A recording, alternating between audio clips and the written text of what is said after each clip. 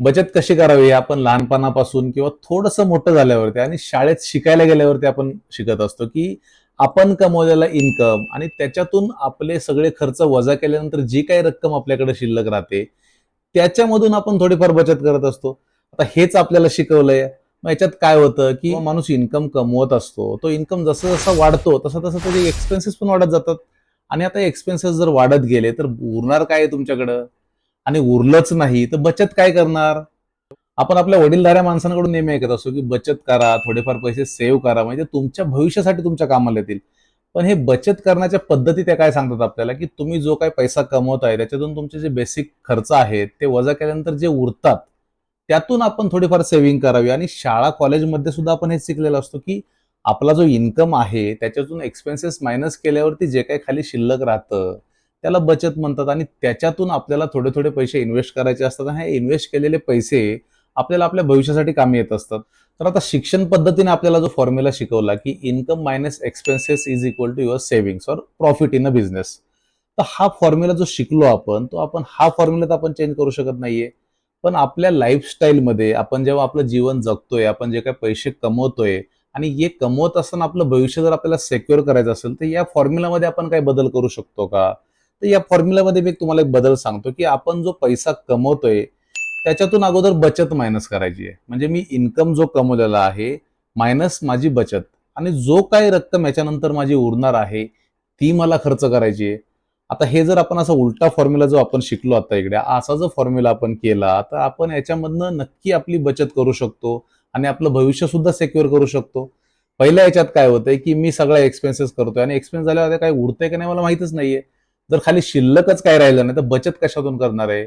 त्याच्यामुळे हा जो दुसरा फॉर्म्युला आपण आपल्या लाईफस्टाईलमध्ये आणू शकतो, याच्यातून नक्की आपल्याला मदत होणार आहे आणि आपण आपले पैसे याच्यामध्ये बचत करायला शिकणार आहोत. तर आता हा बचतीचा फॉर्म्युला बघितला, याच्यामध्ये बचत होणारी रक्कम ही प्रत्येकानुसार वेगळी असणार आहे.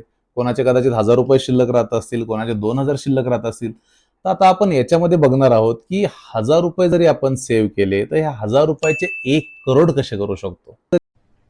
अरे कहना क्या चाहते हो? तुम्हाला ऐकायला थोडं आश्चर्य वाटेल. याच्यामध्ये बरेच कॅल्क्युलेशन मी केलेले आहेत, बऱ्याच अनालिसिस केलेल्या आहेत, खूप साऱ्या गोष्टी तुमच्यासाठी मी इकडे-तिकडे रीड केलेल्या आहेत आणि त्याच्यानुसार मी एक एक्सेल शीट तुमच्यासाठी बनवलेली आहे. त्याच्यामध्ये तुमच्या लक्षात येईल, की 1000चे 1 करोड कसे करायचे.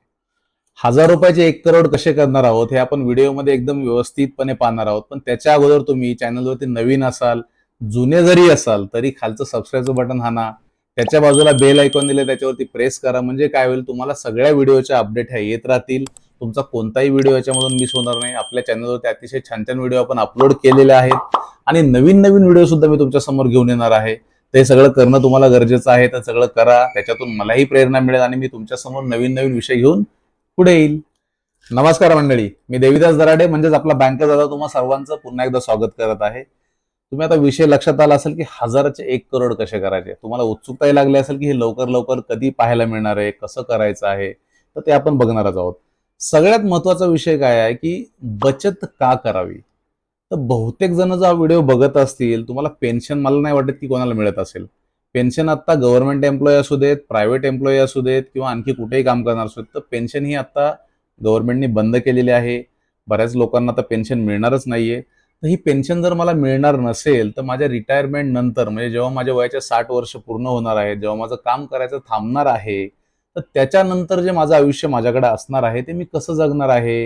याची तरतूद मी काय करणार आहेत का? तर ही तरतूद करण्यासाठी आपल्याला काय करायचं? एक सेव्हिंग्ज करायची. आता ही सेव्हिंग्ज करताना एक सिस्टमॅटिक इन्व्हेस्टमेंट आपल्याला करायची आहे. म्हणजे थोडी-थोडी रक्कम आपल्याला आत्तापासूनच सुरू करायची आहे. म्हणजे जेव्हा आपण रिटायर होणार आहोत, तेव्हा आपल्याकडे एक चांगली लमसम अमाउंट ही रेडी झालेली असणार आहे आणि त्या अमाउंटचा आपण वापर आपल्या आयुष्य चांगलं जगण्यासाठी करणार आहोत. तर आपण जो आपला नवीन फॉर्म्युला शिकलो, की इन्कम म्हणजे आपली कमाई मायनस म्हणजे वजा बचत, ही केल्यानंतर जो पैसा आपला शिल्लक राहणार आहे, तो आपल्याला खर्च करायचा आहे.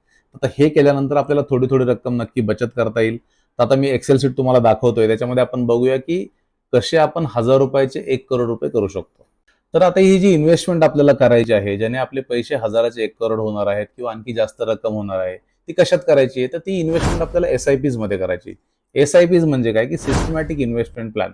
जिथे आपण थोडे-थोडे पैसे गुंतवत असतो. आपल्यासारखे खूप सारे इन्व्हेस्टर पैसे गुंतवतात आणि तिकडे जे फंड मॅनेजर असतात, ते फंड मॅनेजर हे पैसे चांगल्या-चांगल्या ठिकाणी इन्व्हेस्ट करतात आणि त्याच्यातून आपल्याला चांगले रिटर्न्स मिळतात.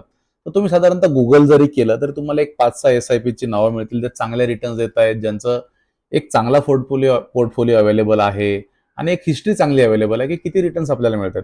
तर एस-आय-पीज मध्ये आपण जेव्हा इन्व्हेस्ट करू, तेव्हा त्याच्यातले रिटर्न जे आपल्याला मिळत असतात, ते साधारणतः 10%, 11%, 12% एवढे चांगले रिटर्न्स मिळत असतात आणि ही इन्व्हेस्टमेंट आपल्याला लाँग टर्म करायची आहे. म्हणजे लाँग टर्म जे आपण इन्व्हेस्टमेंट करतोय, ह्याच्यावरती चांगलेच रिटर्न आपल्याला मिळणार आहेत. तर आपण पहिलं एक्झाम्पल बघू, की एखादा 20 वर्षाचा तरुण किंवा तरुणी आहे, तो महिन्याला ₹1000 गुंतवणार आहे. तुम्ही म्हणाल तर तो 20च वर्षाचा आहे किंवा ती 20च वर्षाची आहे, तर ती पैसे कुठून गुंतवणार आहे? तिच्याकडे इन्कम साधारणतः कदाचित नसेलच, कारण ते ग्रॅज्युएशन वगैरे सुरू असेल, शिक्षण घेत असतील. तर ज्यांना शक्य आहे, ज्यांच्या घरून थोडाफार चांगला पॉकेट मनी त्यांना मिळतोय, त्याच्यातली थोडी बचत करून ते ₹1000 त्याच्यामध्ये गुंतवू शकतात आणि ह्या चांगल्या बचतीची सवय त्यांना लागू शकते, की महिन्याला मला जरी घरच्यांकडनं पैसे मिळतात, तरी त्याच्यातले मी थोडे गुंतवत आहे. तर अशी जर सुरुवात कोणी केली, म्हणजे तो 20 वर्षाचा तरुण असेल, तर त्याच्याकडे साधारणतः 60 वर्षापर्यंतचं वय अवेलेबल आहे. म्हणजे 480 महिने त्याच्याकडे आहेत, 40 वर्ष. तर हे आपण बघूया, की त्यांनी जर ₹1000 याच्यामध्ये गुंतवले, महिन्याला ₹1000 तो टाकतोय आणि त्याच्यामध्ये त्याला 480 महिने ही गुंतवणूक करायची आहे. आणि याच्यावरती आपण लॉंग टर्म पैसे गुंतवतो म्हणजे रेट ऑफ इंटरेस्ट साधारणतः आपल्याला 11 ते 12% मिळू शकतो. तर आपण इथे 12% एक एक्झाम्पलमध्ये कन्सिडर करू. तर तुमच्या इथं बघा तुम्ही, की मॅच्युरिटी अमाउंट किती मिळते इथं. ₹1000 गुंतवलेले आहेत 480 महिन्यांसाठी 12% व्याजदराने. तर ही मॅच्युरिटी अमाउंट आहे ₹1,18,82,420. एवढी मोठी रक्कम फक्त ₹1000 गुंतवल्याने मिळते. तर आपण याच्यात बघितलं की एखाद्याने 20व्या वर्षीच ₹1000 गुंतवणुकीला सुरुवात केली. 40 वर्ष तो गुंतवतोय, तर तो किती रक्कम गुंतवतोय? ₹4,80,000 फक्त आणि त्याला मॅच्युरिटीत किती मिळत आहेत? ₹1,18,82,420. तर आपण बघूया की साधारणतः 20व्या वर्षी एखाद्याला कदाचित शक्य नाहीये. त्याच्याकडे नोकरी नसेल किंवा घरून पॉकेट मनी चांगला मिळत नसेल, तर तो व्यक्ती सेव्ह नाही करू शकत. तर ज्याला शक्य आहे, जे पालक हा व्हिडिओ बघतायत, ज्याला हे शक्य आहे, ते मुलांसाठी तुमच्याही एखादी इन्व्हेस्टमेंट एस-आय-पी मध्ये त्याला सांगू शकता, की "तू बाबा ही कर." त्याला प्रोत्साहन देऊ शकता. तुम्हीच त्याला ₹1000 द्या. तो त्याच्यामध्ये इन्व्हेस्ट करेल, तर त्याच्यासाठी ही चांगली रक्कम तयार होऊ शकते. तर चला एखाद्याला 20व्या वर्षी नाही शक्य, त्याच्याकडे नाहीये पॉकेट मनी चांगला, नाहीये कुठलीही नोकरी, तो इन्व्हेस्ट नाही करू शकत. पण एखाद्याकडे समजा 25व्या वर्षी जर नोकरी लागली, तर थोडासा तो लेट झाला आपण म्हणू की 5 वर्ष हरकत नाहीये.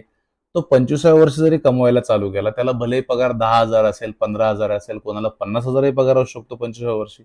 तर त्याच्यातून त्याला ₹1000 जर त्यांनी सेव्ह करायचं ठरवलं, तर त्याच्याकडे सुद्धा आणखी 35 वर्ष अवेलेबल म्हणजे रिटायरमेंट एज आपण जर 60 वर्ष पकडलं, तर तो 25 वर्ष वय त्याचं आत्ता असेल, तर त्याच्याकडे 35 वर्ष आहेत, की ज्याच्यामध्ये तो ₹1000 इन्व्हेस्ट करू शकतो. तर आपण बघूया, की 25व्या वर्षी जर एखाद्या व्यक्तीने सुरू केलं त्याच्या वयाच्या, तर त्याची किती मॅच्युरिटी होऊ शकते? त्याने ₹1000 महिन्याला गुंतवायचं ठरवलं आहे आणि तो आता गुंतवतोय आपण बघितलं, की 35 वर्षांसाठी. तर म्हणजे 420 महिन्यांसाठी. तर आपण 12% व्याजदराने जर पाहायला गेलो, तरी सुद्धा त्याची मॅच्युरिटी रक्कम होते ₹64,95,269. म्हणजे ₹1000 त्याची रक्कम होते जवळ-जवळ ₹65,00,000. आता हा 25 वर्षाचा जो व्यक्ती आहे, तो सुरुवातीला कदाचित 10,000-15,000 कमवत असेल, पण त्याची थोडी इन्क्रिमेंट तर नक्की होणार आहे. तो जर व्यवसाय करत असेल, तर त्याच्यामध्ये त्याची वृद्धी होणार आहे आणि तो थोडी-थोडी जास्त रक्कम प्रत्येक वर्षी कमवणार आहे. तर आपण बघू की हा 25 वर्षाचा जो व्यक्ती आहे, त्याने सुरुवातीला काय केलेलं आहे, की सुरुवातीला त्याने फक्त ₹1000 जमा करत गेलेला आहे. पण आता बघू की त्याच्याकडे थोडा इन्कम वाढलाय. तो 1000चे 2000 करू शकतो, 2000चे 3000 करू शकतो. तर याने काय त्याच्या मॅच्युरिटीवरती फरक पडतोय. तर इथे मी लिहिलंय की तुम्ही ॲडिशनल कॉन्ट्रिब्युशन म्हणजे तो आता 25 वर्षाचा होता, आता तो 30 वर्षाचा जेव्हा होतोय, तेव्हा त्याने ठरवलं की 30व्या वर्षीपासून मी आणखी ₹1000 ॲडिशनल टाकणार आहे. तर म्हणजे 30 वर्षापासून त्याचा हप्ता किती होणार आहे? ₹1000 चा 2000 होणार आहे. आता त्याने ₹1000 ॲड केल्यावर तुम्ही बघा इकडे, त्याची मॅच्युरिटी रक्कम पहिली जी 64,00,000 होती, ती आता झाली ₹83,92,000. आता त्याने ठरवलं की आणखी नाही बाबा 30व्या वर्षी मी ठीक आहे. आता 35 वर्षाचा मी जेव्हा होतोय, माझ्याकडे आणखी थोडे पैसे वाढतायत, माझा आणखी थोडा पगार वाढतोय आणि त्याने ठरवलं की मी आणखी ₹1000 याच्यामध्ये गुंतवतोय. आता इथं पाहू की आपण त्याने आणखी ₹1000 ॲड केलेत. आता बघा त्याची मॅच्युरिटी किती होतीये? ₹93,92,052. म्हणजे त्याने गुंतवलेली रक्कम आहे फक्त ₹10,80,000 आणि त्याच्या अगेन्स्ट त्याला त्याच्या वयाच्या 60व्या वर्षी किती मिळणार आहेत? ₹93,92,000. आणि आता त्याने आणखी ठरवलं की 40 वर्ष त्याचं वय झाल्यावरती की तो आणखी ₹1000 ॲड करतोय. तेव्हा त्याची मॅच्युरिटी रक्कम होणार आहे ₹98,96,000. म्हणजे जवळ-जवळ ₹1,00,00,000. तुम्हाला प्रश्न पडला असेल की सगळे कॅल्क्युलेशन आपण 12%नेच बघतोय. एवढा व्याजदर मिळतोय का? बँकेत जर गेलो तर एफडीचा व्याजदर साधारणतः 8-8.5% सध्या चालू आहे. पण हे पैसे आपण काय सांगितलं की SIP मध्ये इन्व्हेस्ट करा, म्हणजे सिस्टमॅटिक इन्व्हेस्टमेंट प्लॅनमध्येच आपण इन्व्हेस्ट करायचे आहेत. आणि तिकडचे जे रिटर्न आपण काढले, जे चांगल्या चांगल्या SIPs आहेत, ते अगदी चांगले रिटर्न्स देतात. हे 12% आहे, काहींच्या रिटर्न्स 14-15% सुद्धा मिळतात, काहींचे रिटर्न 10-11% मिळतात. तर हे एक ॲव्हरेज रेट आपण इथं कन्सिडर केलेला आहे की 12% आपल्याला रिटर्न्स अपेक्षित आहे आणि ही लाँग टर्म इन्व्हेस्टमेंट आहे. भविष्यात जाऊन इन्फ्लेशनही वाढणार आहे, महागाई वाढणार आहे आणि याच्यानुसार हे रेट्स थोडे वाढणारही आहेत. तर हे कन्सिडर करून आपण हा 12%चा रेट इथं घेतलेला आहे आणि त्याच्यावरती आपण सगळे कॅल्क्युलेशन हे बघत आहोत. आता एखादा व्यक्ती आहे की त्याच्याकडनं 20 वर्षे शक्य नाही, 25व्या वर्षी कमवत होता, त्याला बचत करता आली नाहीये. म्हणजे काहीतरी खर्च सुरू होते, त्याला कुठलेतरी लोन द्यायचे होते, ते सगळे फेडायचे होते, लग्न झालं, त्याचा खर्च होता, तर त्याला इन्व्हेस्टमेंट नाही करता आली. तसं आता 30व्या वर्षी त्याला आता चांगला पगार मिळतोय आणि 30व्या वर्षी त्याने ठरवलं की मला एखादी चांगली SIP घ्यायची आहे किंवा 4-5 SIPs मला घ्यायच्या आहेत, ज्याच्यामध्ये मी ₹1000 प्रत्येकी गुंतवणार आहे किंवा मला एकच SIP घ्यायची आहे. त्याचा चॉईस त्याच्याकडे असेल. तर त्याने ठरवलं की आता 30व्या वर्षी तो ठरवतोय. थोडा लेट झालाय 10 वर्ष तो, पण 30व्या वर्षी ठरवतोय की मी आता महिन्याला ₹5000 याच्यामध्ये इन्व्हेस्ट करणार आहे. तर त्याने आता ठरवलं की ₹5000 टाकायचे आहेत. तर आपण बघूया की त्याला मॅच्युरिटीला किती रक्कम मिळू शकते. तर 30व्या वर्षी तो एंट्री करतोय आणि महिन्याला ₹5000 याच्यामध्ये भरतोय. तर त्याला हे किती वर्ष भरायचे? पुढचे 30 वर्ष. म्हणजे 30 वर्ष तो भरतोय. तर 30 वर्षाचे महिने किती होतात? 360 महिने. तर 360 महिने हा ₹5000 जर नियमितपणे भरत गेला, एकही इन्स्टॉलमेंट त्यांनी चुकवला नाही, तर त्याची मॅच्युरिटी रक्कम ही होणार आहे ₹1,76,00,000. म्हणजे म्हणतात ना आपण की देर आहे बट दुरुस्त आहे, की करतोय उशिरा इन्व्हेस्ट, पण ती चांगली रक्कम करतोय. त्यांनी ठरवलं की मी 5,000 टाकतोय. ₹1000 मला टाकणं शक्य झालं नाही, पण आता माझा पगार एवढा आहे की मी महिन्याला ₹5000 नक्की याच्यामध्ये सेव्ह करू शकतो. आणि हे ₹5,000-5,000 जर तो टाकत गेला, तर त्याला पैसे गुंतवायचे आहेत ₹18,00,000 फक्त आणि तो कमवणार किती आहे? ₹1,76,00,000 एवढी त्याची सेव्हिंग्ज ही होणार आहे आणि ती सेव्हिंग्ज तो त्याच्या म्हातारपणी, त्याचं वय झाल्यावरती तो यूज करू शकतो. आता हा 30 वर्षाचा व्यक्ती आहे. त्याने पहिल्यांदा ठरवलं की मी ₹5,000-5,000 गुंतवतोय. पण त्याचं इन्क्रिमेंट होणार आहे. तो पैसे थोडे जास्त कमवणार आहे भविष्यात. जसं-जसे वेळ पुढे जाणार आहे, जसं-जसं त्याचं वय वाढणार आहे, तसे-तसे त्याच्याकडे थोडे जास्त पैसे येणार आहेत. तर त्यांनी जर ठरवलं की बाबा हे आता 5,000 ने माझे 1,76,00,000 होत होते. मला थोडे आणखी सेव्हिंग्ज गरजेचे आहे भविष्यासाठी. तर तो काय करू शकतो की वयाच्या 30व्या वर्षात एंट्री केली की 35व्या वर्षी आणखी ठरवतो की मी आणखी एक याच्यामध्ये ₹3,000 ने माझी SIP वाढवतोय. तर हे ₹3,000 जर त्याने वाढवले, तर त्याची मॅच्युरिटी किती होते बघा, ₹1,91,00,000. म्हणजे हे 35व्या वर्षी तो ₹3,000 वाढवतोय. आता त्याने ठरवलं की 40व्या वर्षी मी आणखी थोडे एक ₹5,000 याच्यामध्ये मी वाढवतो आणि माझी टोटल SIP आता पहिली होती 5, नंतर 3 वाढवल्यानंतर ते 8,000 झालेले आहे आणि आता हा हे 5 म्हणजे टोटल ₹13,000 महिन्याला माझे जाणार आहेत 40व्या वर्षापासून पुढे. म्हणजे पुढचे 20 वर्ष माझे ₹13,000 महिन्याला याच्यामध्ये गुंतवणूक होणार आहे. तर त्याच्यानुसार त्याची मॅच्युरिटी किती होणार आहे? ₹2,03,00,000.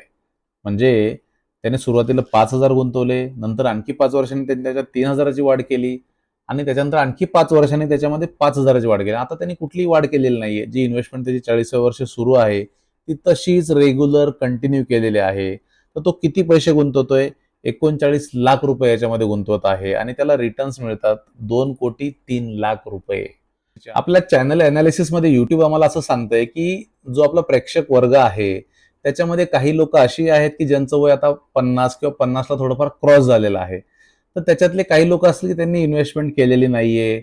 आता रिटायरमेंट तर जवळ आलेली आहे. भविष्याच्या अडचणी त्यांना दिसतायत, की माझ्याकडे सेव्हिंग्ज नाही, तर उद्या काय होणार आहे?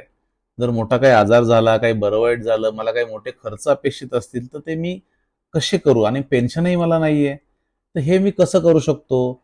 तर अजूनही वेळ गेलेली नाहीये. तुमचं वय जर आता 50 वर्ष असेल, तर तुमच्याकडे आणखी 10 वर्ष आहेत, की ज्याच्यामध्ये तुम्हाला चांगला इन्कम आता मिळणार आहे. तर तुम्ही थोडा-थोडा इन्व्हेस्ट करू शकता आणि तुमचं भविष्य हे सेव्ह करू शकता. आता 50 वर्ष वय तुमचं आहे, म्हणजे तुम्हाला नक्कीच चांगला पगार असणार आहे. तर आपण बघूया 50 वर्षाचा व्यक्ती जो आहे, तो महिन्याला ₹20,000 त्याने ठरवलं, की मी या SIP मध्ये टाकणार आहे. आपला व्याजदर 12%चा आहे. त्याच्याकडे आता 10 वर्ष शिल्लक आहेत, की 10 वर्ष तो इन्व्हेस्टमेंट करू शकतो, म्हणजे 60व्या वर्षी. तर त्याने ₹20,000 प्रत्येक महिन्याला जर सेव्ह केले, पुढचे 120 महिने न चुकता, तर त्यांच्याकडे मॅच्युरिटी अमाउंट ही असणार आहे ₹46,46,000. म्हणजे जे गुंतवणूक ₹24,00,000 केलेली आहे, त्याच्या अगेन्स्ट जी मॅच्युरिटी रक्कम आहे ₹46,00,000. एक चांगली अमाउंट त्यांना मिळणार आहे. 46,00,000मध्ये ते पुढचं जे त्यांचं आयुष्य आहे, ज्या पुढच्या गरजा आहेत, ते चांगल्या प्रकारे नक्की भागवू शकतात. तर तुम्हाला आता कळालं असेल की 1,000 रुपयाचे सुद्धा 1 करोड हे होऊ शकतात. म्हणजे आपल्या मराठीमध्ये एक म्हण आहे की थेंबे थेंबे तळे साचे. तसंच हे इन्व्हेस्टमेंटचं आहे की आपण थोडी थोडी रक्कम जर सेव्ह करायचं ठरवलं आणि ती कमी वयात जर ठरवलं, तर जर आपलं रिटायरमेंटचं एज आहे, म्हणजे वयाचे 60 वर्ष जेव्हा आपले होणार असतात, त्याच्यामध्ये एक चांगली रक्कम आपल्याला मिळणार असते आणि त्याच्यामुळे आपण आपलं जे पुढचं आयुष्य असतं, की म्हातारपणीचं जे वय असतं, त्याच्यामध्ये साधारणतः मेडिकलच्या इमर्जन्सीज असतात, बाकीचे मोठे खर्च असतात, मुलांचं शिक्षण, लग्न ह्याही गोष्टी येऊ शकतात. तर या गोष्टींवरती चांगल्या प्रकारे मात करू शकतो आणि चांगलं आयुष्य आपण याच्या थ्रू जगू शकतो. ज्यांनी कोणी SIPs मध्ये इन्व्हेस्टमेंट केल्या असतील, त्यांना चांगले रिटर्न्स मिळत असेल, तर कमेंटमध्ये मला नक्की कळवा की चांगल्या SIP कोणत्या आहेत? त्याची नावं तुम्ही मला कमेंट बॉक्समध्ये कळवा. म्हणजे आपण जो पुढचा व्हिडिओ SIPs वरती आणणार आहोत, त्याच्यामध्ये लक्षात येईल की कोणत्या SIP चांगल्या आहेत, लोकांना कोणत्या SIP बद्दलची माहिती आपण दिली पाहिजे आणि बाकी लोकांनाही कळेल की याच्यामध्ये जर इन्व्हेस्टमेंट आपण करत गेलो, तर कदाचित ह्या 1,000चे 1 करोड जे आपण बघितले, ते 1,000चे 1.5 करोड एखाद्याचे होऊ शकतात. हे तुमच्या रिकमेंडेशनमुळे होऊ शकतं. तर तुम्ही मला कमेंटमध्ये कळवा की कोणती SIP तुम्ही घेतलेली आहे. तर ही शीट जी मी एनालिसिस करून बनवलेली आहे, खूप सारा डेटा कलेक्ट करून जी बनवली आहे, ती तुमच्यासाठी फुकट आहे. तुम्हाला जर ही हवी असेल, तुम्हाला जर एनालिसिस करायचं असेल तुमच्या इन्व्हेस्टमेंटचं, तर मला कमेंट बॉक्समध्ये कळवा. तुमचा ईमेल आयडी तिकडे द्या.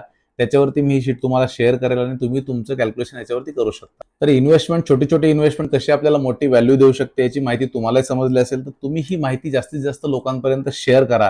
म्हणजे त्यांनाही समजेल की छोटी इन्व्हेस्टमेंट आपल्याला कशी जास्त मदत करू शकते, कसं आपलं रिटायरमेंट लाईफ आपण चांगल्या प्रकारे जगू शकतो आणि असे छान-छान विषय आपण प्रत्येक आठवड्यात घेऊन येत असतो. तर आपल्या चॅनलला तुम्ही लाईक करा, शेअर करा आणि सबस्क्राईब करा. भेटूयात पुढच्या शुक्रवारी संध्याकाळी 6 वाजता. तोपर्यंत धन्यवाद.